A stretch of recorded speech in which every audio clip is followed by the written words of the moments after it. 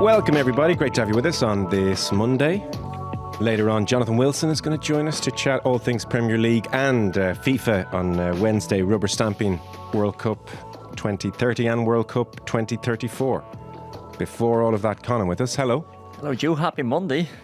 Isn't it funny when you say things like the World Cup in 2030 and initially you think, God, that must be 15 years away. What? Wait! What?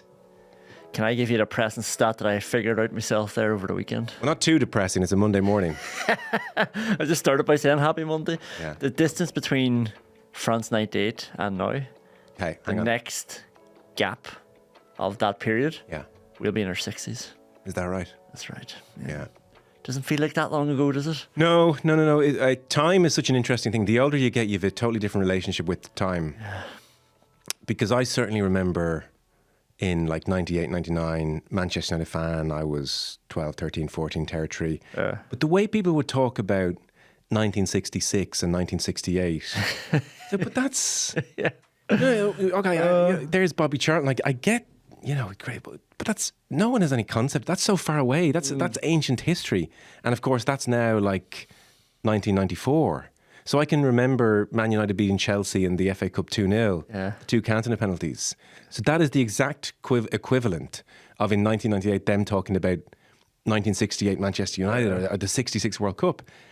I mean, it's obviously no surprise the older you get, your concept of time changes, but it really changes. 20, 30 years changes. Yeah, I'm just trying to grapple with the idea that children are growing up not caring about the 1994 League Cup final where Villa beat United 3-1. They're not. So that is precisely, that is like you saying to your little fella in a couple of years that you remember, that will be like, son, the 1966 World Cup, it wasn't that long ago.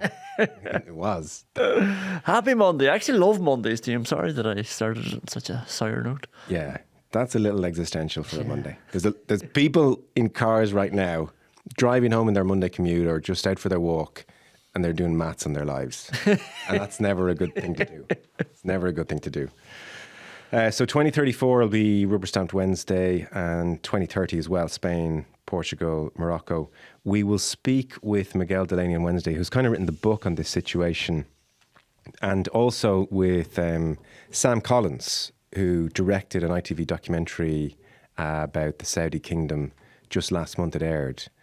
And so one of their kind of fearless journalists who can't, I think, come on because anonymity remains important, secret filming inside the kingdom and brought to air brilliantly by that documentary. So Sam Collins will join us as well, just to give us a sense of what the situation on the ground is there. It's all very grim and a bit dispiriting, I appreciate, but worth covering nonetheless.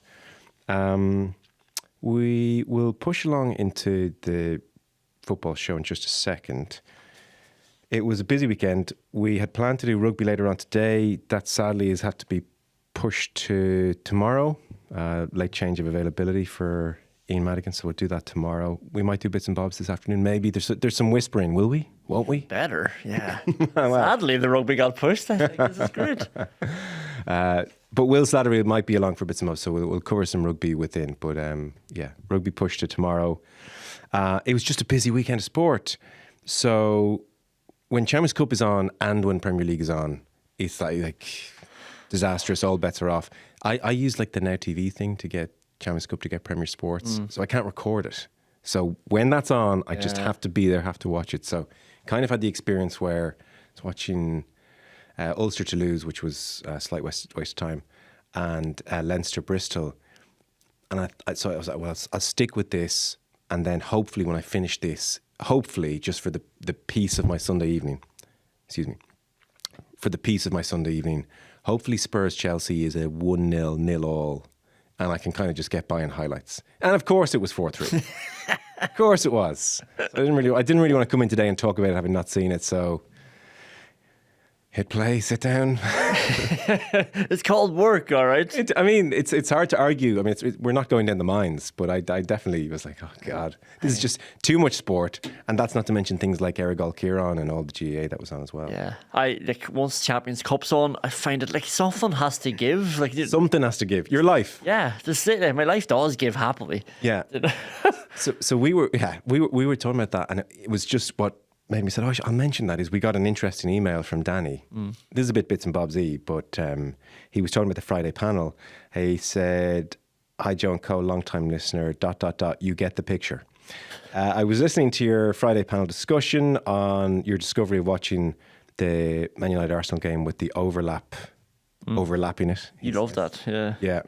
So he was saying, I was wondering, had you discussed what seems to be a relatively recent phenomenon of how people consume sports? I know anecdotally, the majority of sport I consume is podcast based, sprinkled with some highlights I see online.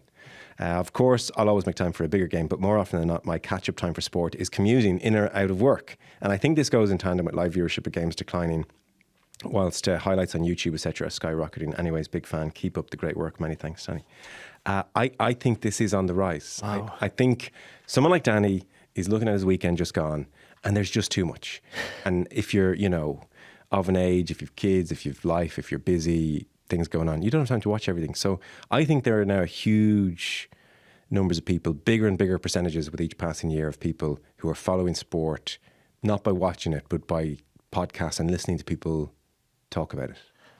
We can't keep doing that because it's like a pyramid scheme. Somebody has to be watching it. If everybody eventually... Yeah. Us dopes. He'll watch the bigger games. Yeah. No, like, I completely respect Danny and I appreciate that it is hard to keep abreast of everything, but it's hard. Like, I get that that's enjoyable and you can keep up to date then when that's happening. And I've done it myself, but you can't contribute to the conversation then as well. Is that important to you? Yeah. I'm quite happy to listen to something when I haven't seen it. It's always better when you have seen it to listen to a conversation about it, for sure. But sometimes if you haven't, it's still very enjoyable to listen to people explain what happened, tease it out.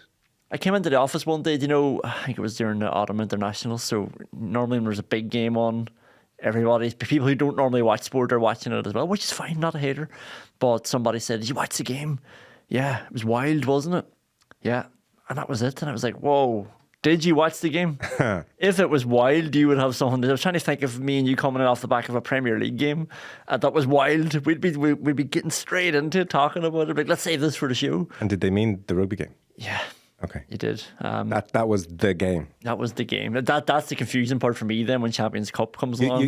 Are we Villa's game? Yeah. Somebody came up to me one time in work, said, did you watch the game at the weekend? And I was like, well, Derry were playing and Villa were playing. I don't think this person cares about either of those teams. I'm not sure that's the game you're talking about. And they meant the Leinster match. Oh, you can't say the game for the Champions Cup quarter-final, can you? Quarter-final.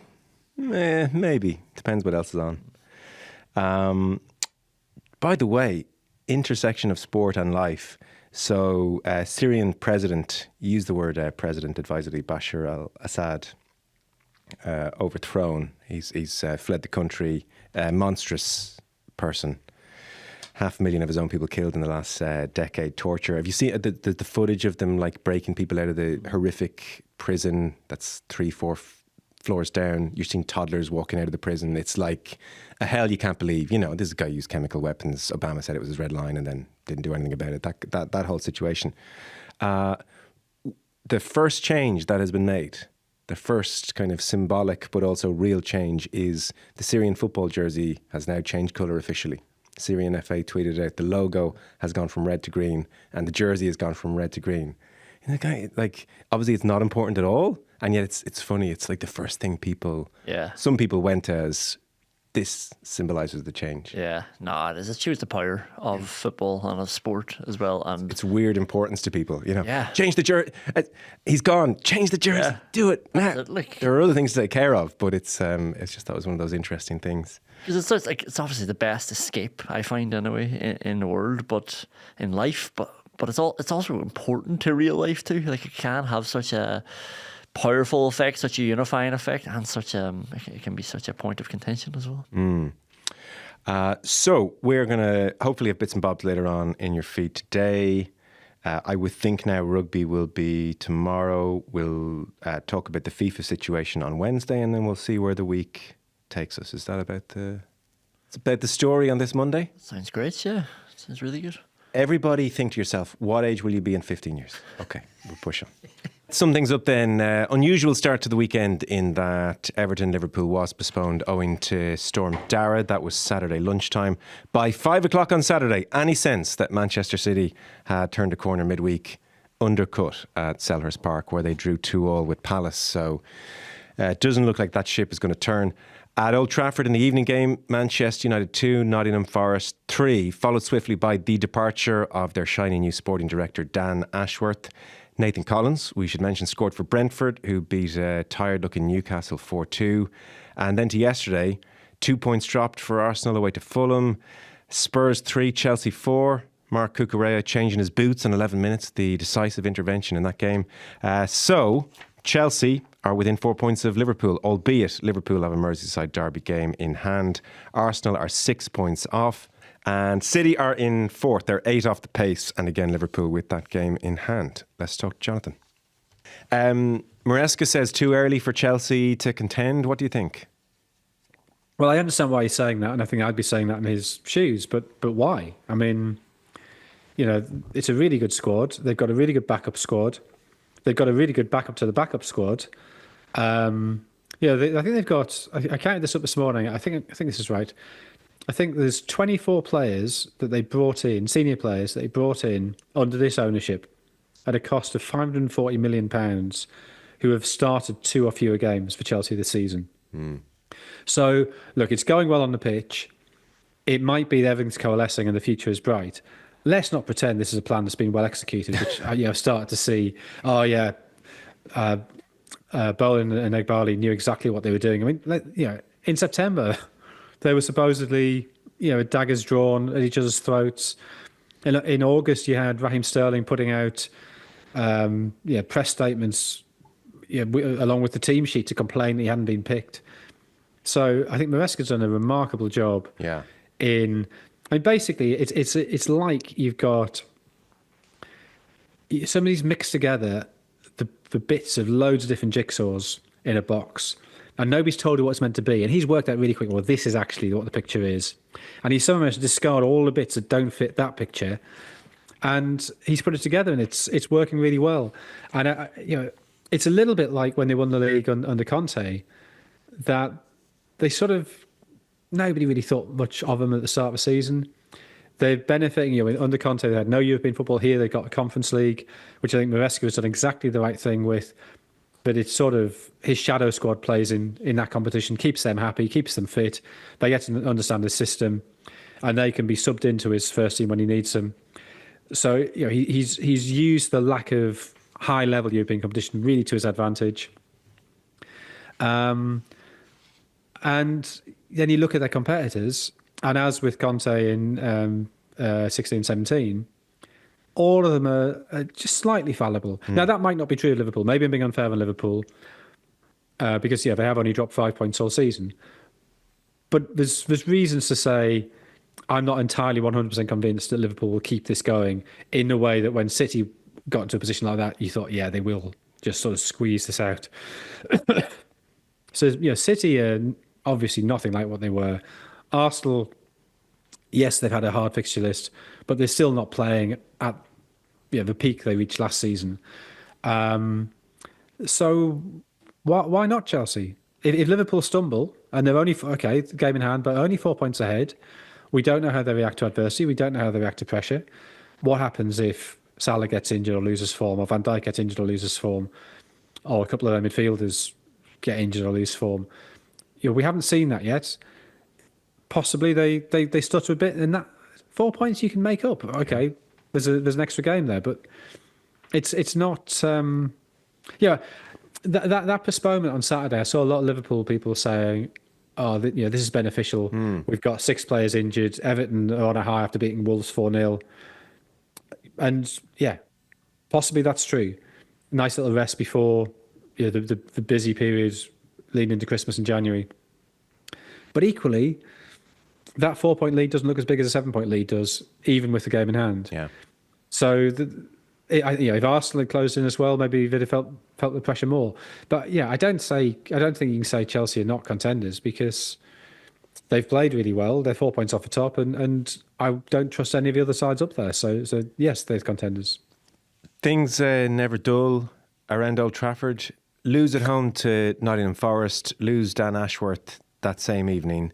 Dan Ashworth there hard fought for sporting director, compensation in the millions paid to Newcastle, made his name at the FA and Brighton, as we know, and came in really as the guy to sort this whole situation out. Football performance, recruitment, operations, all very much under Dan Ashworth. And the word seems to be that this was at Manchester United's instigation, and obviously it's culminated in a mutual agreement type statement. Do you have any insight into what's happened here, why this has gone so badly wrong? I mean, the story is, and I don't know how true this is, because obviously there's people briefing on all sides here, but it appears to be that a decision was taken by Omar Barada, who's just, the CEO they brought in from Manchester City, that having both Ashworth and Christian Vivel was too much. He didn't need both of them; they were getting each other's way, and he culled Ashworth. I don't know. I honestly don't know the truth of this. There's some sense that Ashworth was the most pro Ten Hag member of the backroom staff, but I don't know if that's true. What this possibly does is it reduces Dave Brailsford's influence, because I think Ashworth was seen as being Brailsford's man.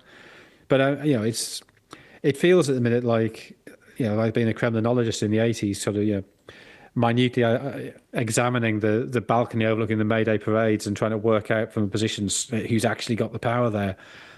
It's just this baffling array of bureaucratic figures jockeying for position, and who knows what's going on. But what I will say is, at 5:25 on Saturday evening, I was thinking, I'm not really sure that this United game is going to be up to much. I fear they've settled down, they've become a normal club again. Well, thank God they haven't. No, never dull. I guess there's different interpretations of the whole situation, aren't there? I mean, you could, if you were to spin it favourably towards Barada and Ratcliffe, be complimentary of their bravery in making the change early on, just sensing something's not quite working here. Well, let's not waste 2-3 years of everybody's time. Let's make a change now, even though we're going to be ridiculed quite publicly for doing so. Versus, God, there's a lot of strange decisions being made early doors here. Keeping Ten Hag, letting him spend all that money in the summer when it was inevitable he was going to lose his job, and you undermine him by interviewing other managers.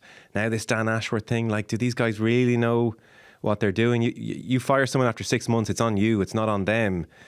Which side are you coming down on here? What are the early signs on the Ratcliffe era?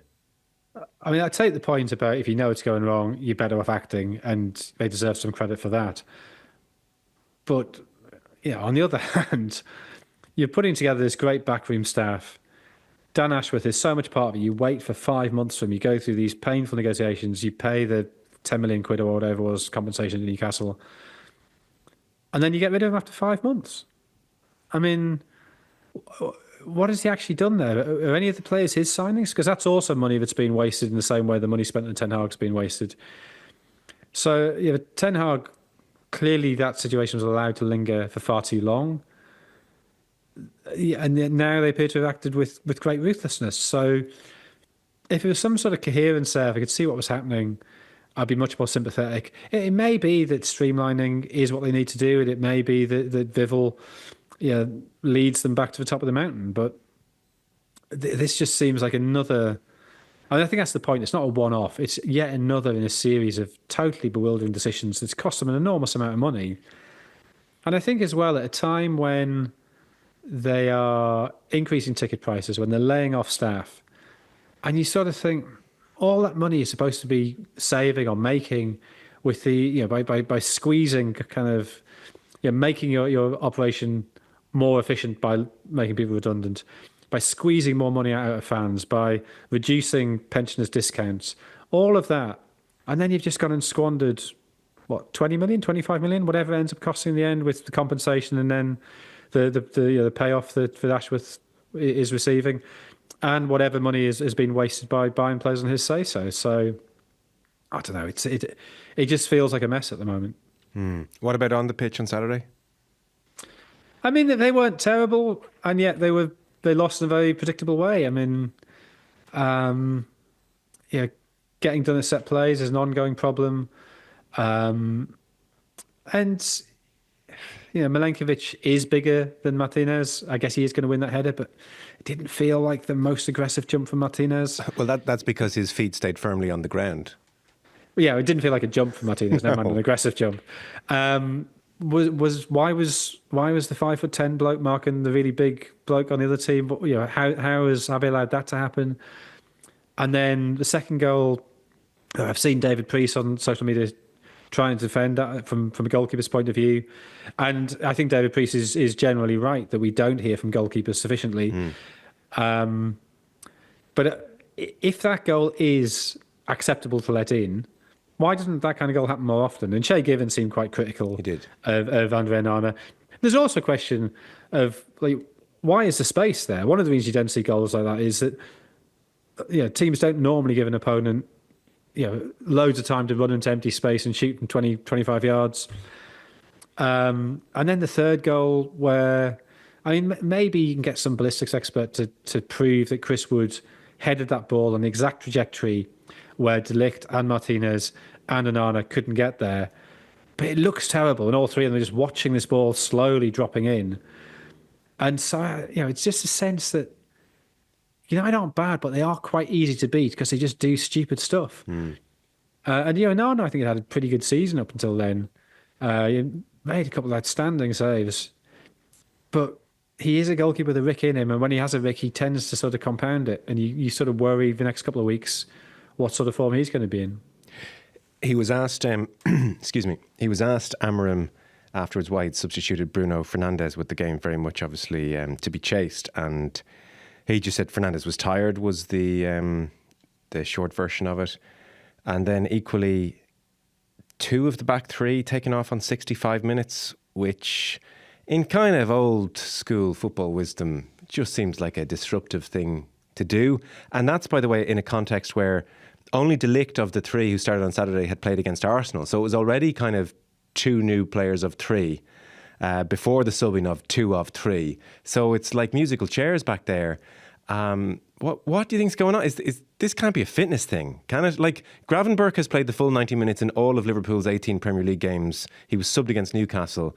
But okay, Fernandes is tired, fair enough. I presume the centre-halves all can't be tired. So what do you think Amarim's kind of doing here? It might be a fitness thing in that when players are coming back, you probably don't want to run them through 90 minutes. I think United are, and generally have been, unfit since Mourinho's time, or less fit than some of their rivals, maybe is a fairer way of putting it. Isn't that a mad thing? Isn't that just a mad thing to say, by the way? Oh, yeah, absolutely. But it's also true. Yeah. It might be Amarim just wants to have a look at as many of his players in as many different situations as possible, that he really is taking seriously the idea that the results don't matter this season and it's all about, getting more information, getting more evidence to prepare for what he's going to do in the summer. I think, and I take the point that the players who hadn't played the previous game, but I do think that this December and January is, even by the standards of English football, is unusually grueling.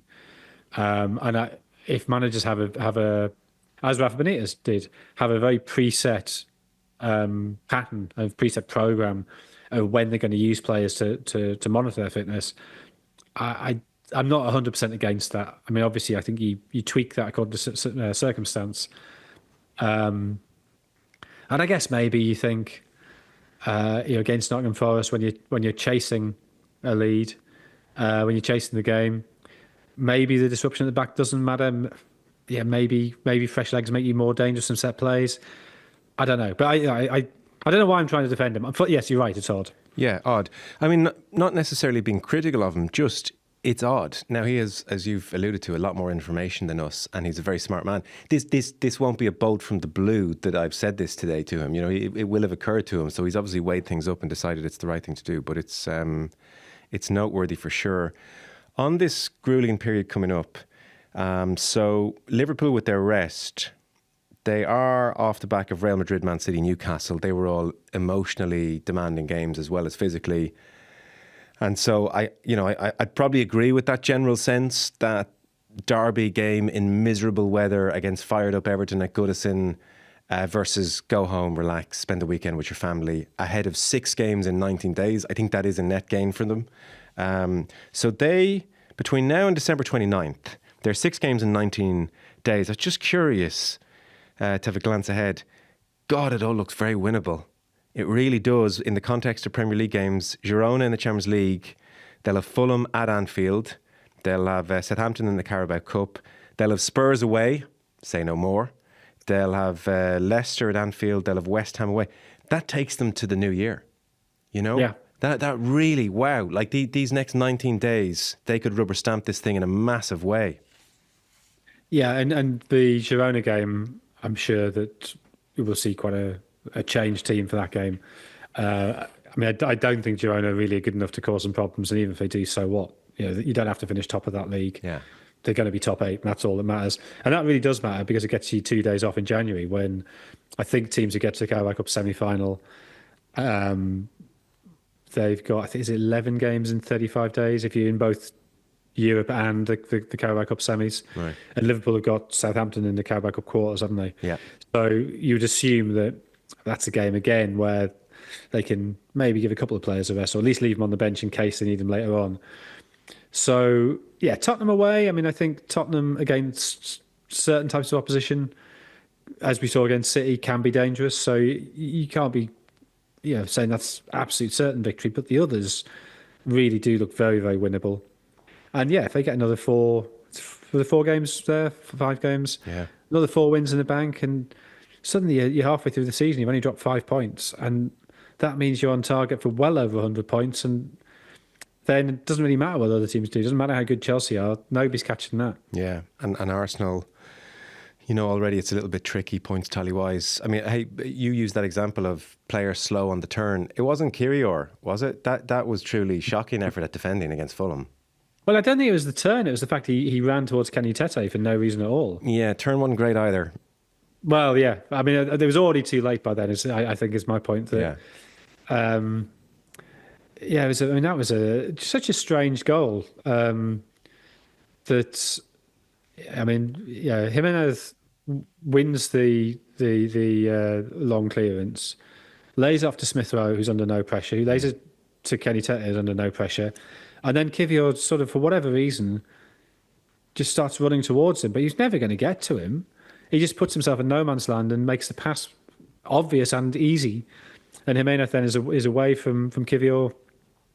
And Jimenez isn't the quickest. Normally, you'd back Kivior, I think, in a straight race, but he's got enough of a start. And it's a great finish, but it's Kivior has not covered himself in glory there. No, I thought Paul Merson made a really great point as well. It was Saliba coming across, wasn't it? And so Saliba, if he wanted, could have slid in front of Jimenez and stopped that shot. And Merson, I think 100% correctly diagnosed that Saliba, the one thing he didn't want to do, or one thing he didn't want to do certainly, was to look foolish. And so he wasn't letting Jimenez chop inside. And so he ran over to a certain point and then he stopped and stuck out a leg. But he could have stopped the shot. Now, he could have also risked going sliding by as Jimenez chopped inside. But Merson's point was he's on a stronger right foot. If he chops back into his left and Kirior's still not back by that stage and he curls it into the far corner on his left foot, then you know what, you say, well done. But you don't let him shoot like that on his right. And I thought it was a really brilliant insight. And I absolutely think Saliba just didn't want to be done, either for some kind of weird stats reasons or just ego and the optics. I don't know. But it's like Arsenal, it's just not happening, Jonathan. Yeah, that's interesting. I was at that game, so I didn't hear what Paul Merson said. Yeah. But, I mean, I think it's still an exceptional finish. So I've got some sympathy with Saliba to the extent that you can probably think, come on, he's not going to pop it in that space. Fair point, yeah. And I think a lot of defending is maybe weighing up those percentages. So, yeah, I mean, without seeing it again, I don't know how close Kivior got. Are defenders so clued in they know which foot players prefer? Maybe they are. They probably are. You make a fair point, because to be fair, as Jimenez was going to strike it, I didn't think to myself, well, this is going in.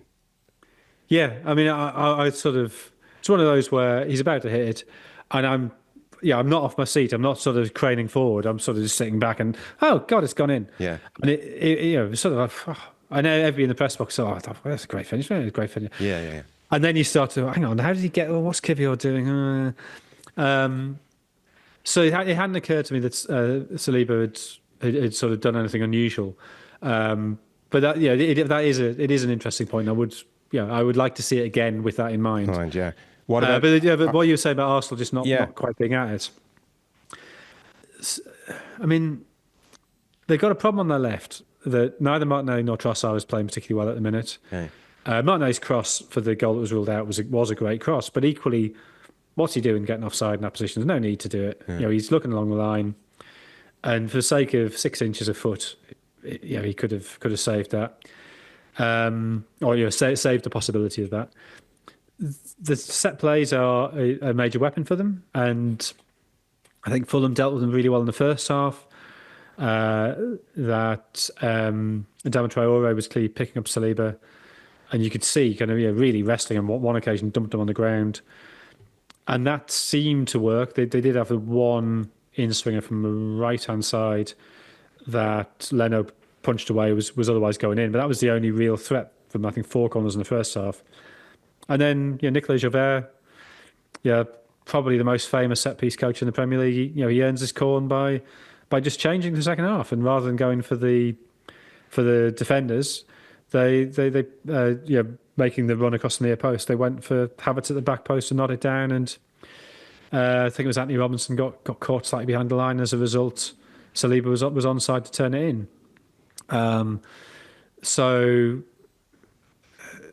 The set plays are, I think some people have sort of suggested that it's not quite the right way to be winning games, but it gives them a chance of winning games where they're not playing particularly well, and that's why not do that if you've got delivery that good?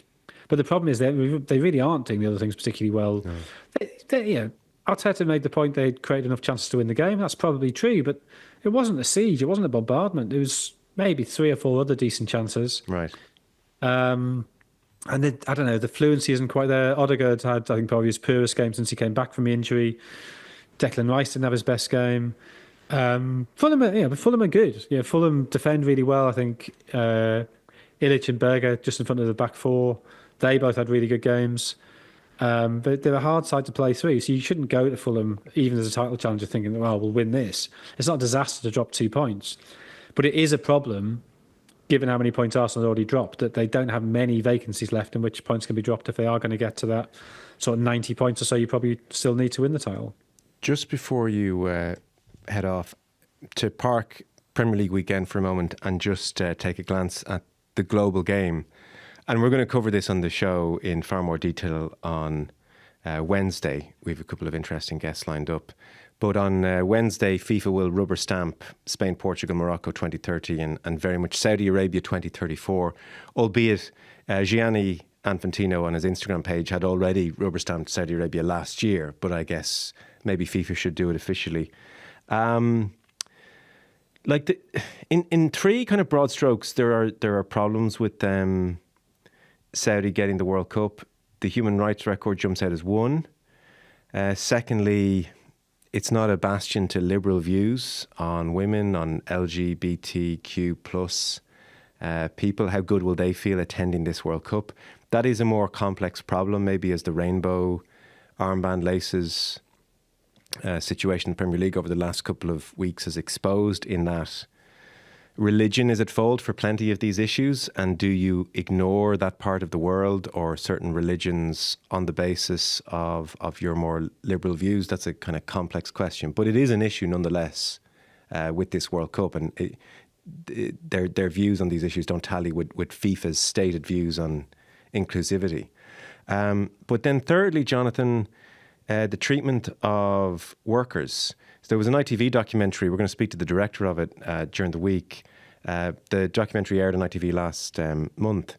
And since Saudi have kicked off their 2030 vision, if you just take Nepal, Bangladesh and India, African countries, it's harder to track the numbers, but just in those 3 countries alone, since 2016, workers from those countries in Saudi, 21,000 of them have died and the documentary talked about things like, 2 weeks off, 2 weeks working, 0 days off, shocking conditions, working conditions, poor medical treatment, treated like slaves was a quote from it.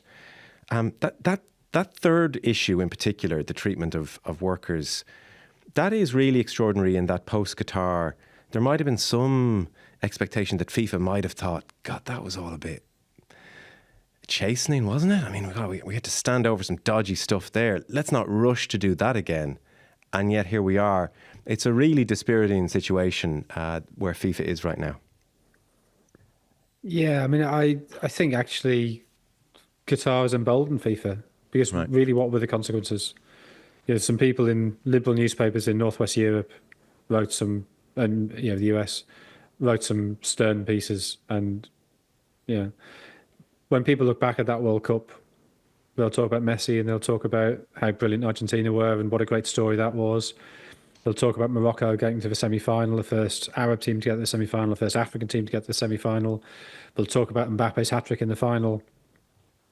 They're not going to be talking about, I think the figure for Qatar was 6,500 workers who died from those three countries you mentioned, from Bangladesh, Nepal and India. Or is Pakistan involved as well there? Maybe it's four countries. I know you have a similar problem that from that part of the world it is easier to track than from West Africa and Central Africa, and the Philippines as well. So, I mean, who knows what the death toll was in Qatar? But if it's 6,500 from that part of the world, I think you can probably treble it. Now, okay, not all of that is on World Cup stadia and projects, but equally it's all tied in. And in Saudi Arabia, we know that they're going to have to build 11 new stadiums, develop 4. I think they're talking about 185,000 new hotel rooms. I mean, that's an enormous amount of infrastructure. And, the cost is going to be tens of thousands of lives. Now, the cost would be high in lives whether the World Cup went there or not. But the FIFA can just sort of say, oh, well, never mind.